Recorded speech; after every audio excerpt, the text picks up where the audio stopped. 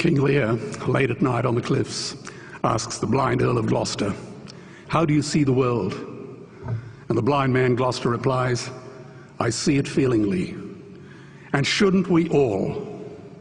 Animals must be off the menu because tonight they are screaming in terror in the slaughterhouses, in crates and in cages, vile, ignoble gulags of despair. You see, I heard the screams of my dying father as his body was ravaged by the cancer that killed him. And I realized I'd heard those screams before. In the slaughterhouse, their eyes stabbed out and their tendons slashed, on the cattle ships to the Middle East, and the dying mother wail as a harpoon explodes in her brain as she calls out to her calf. Their cries were the cries of my father. And I discovered that when we suffer as equals. And in their capacity to suffer, a dog is a pig, is a bear, is a boy. Meat today is the new asbestos, more murderous than tobacco. CO2, methane and nitrous oxide from the livestock industry are killing our oceans with acidic, hypoxic dead zones. 90% of small fish are ground up into pellets to feed to livestock. Vegetarian cows today are the world's largest ocean predators. The oceans are dying in our time. By 2048, all our fisheries will be dead, the lungs and the arteries of the earth. Billions of bouncy little chicks are ground up alive simply because they are male. Only 100 billion people have ever lived. 7 billion people live today. And yet we torture and kill 2 billion sentient living beings every week. 10,000 entire species are wiped out every year because of the actions of one. And we are now facing the 6th mass extinction in cosmological history. If any other organism did this, a biologist would call them a virus. It is a crime against humanity of unimaginable proportions. But happily, the world is changing. 10 years ago, Twitter was a bird sound. www was a stuck keyboard. Cloud was in the sky. 4G was a parking space. Google was a baby's burp. Skype was a typo. And Al-Qaeda was my plumber. Victor Hugo said, "There is nothing more powerful than an idea whose time has come."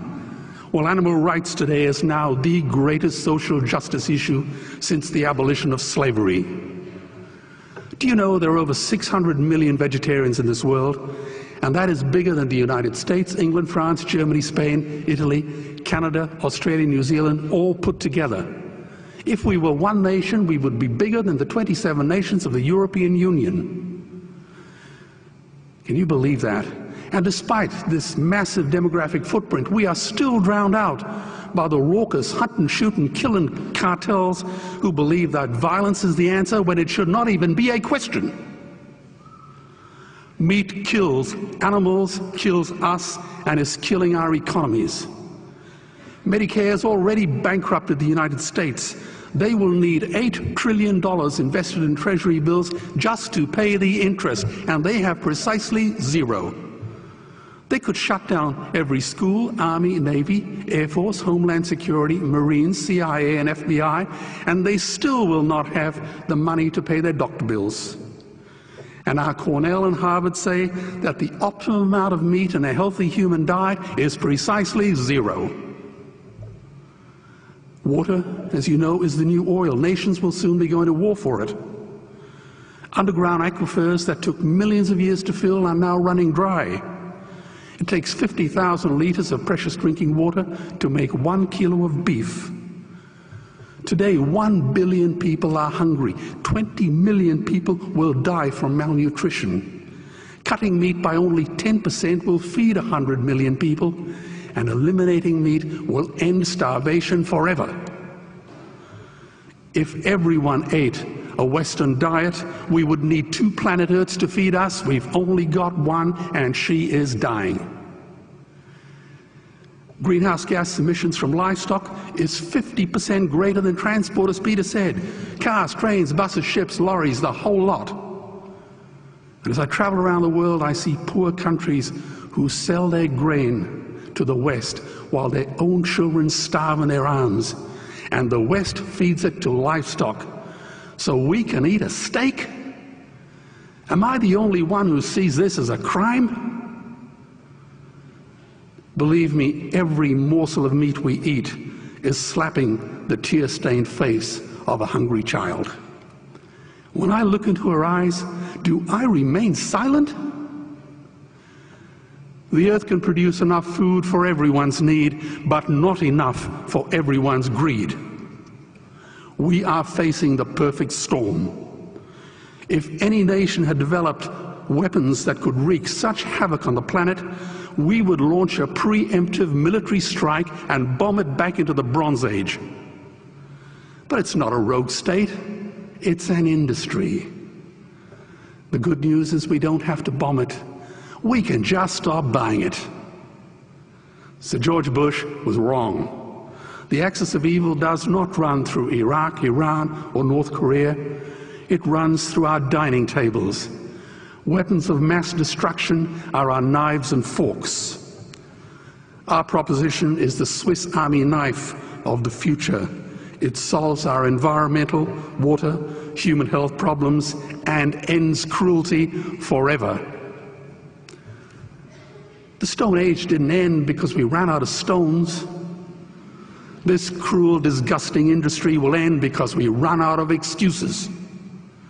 Meat is like the 1 and 2 cent coins. It costs more to make than it's worth. And I come from the bush. Farmers are the ones with the most to gain. Farming won't end, it would boom. Only the product line will change. Farmers would make so much money they won't even bother counting it, and I'd be the first to applaud them. Governments would love us. New industries would emerge and flourish. Health insurance premiums would plummet. Hospital waiting lists would disappear. Hell, we'd be so healthy, we'd have to shoot someone just to start a cemetery. So tonight I have 2 challenges for the opposition. 2 challenges. Meat causes a wide range of cancers and heart disease. Would they name one disease caused by a vegetarian diet? And 2, I'm funding the Earthlings trilogy.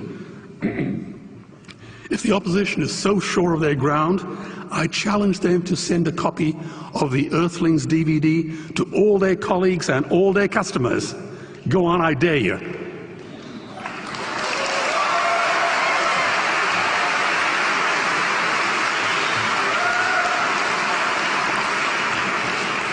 Animals are not just other species, they are other nations, and we murder them at our peril.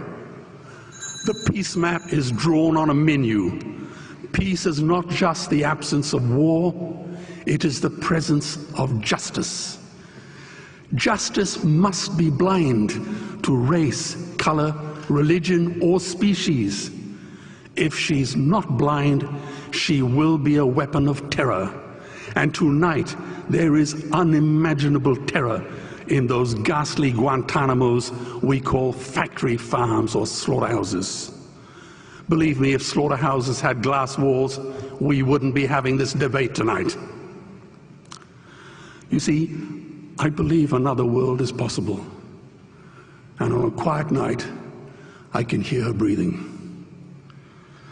Let's get animals off the menu and out of these torture chambers. Please vote tonight for those who have no voice. Thank you.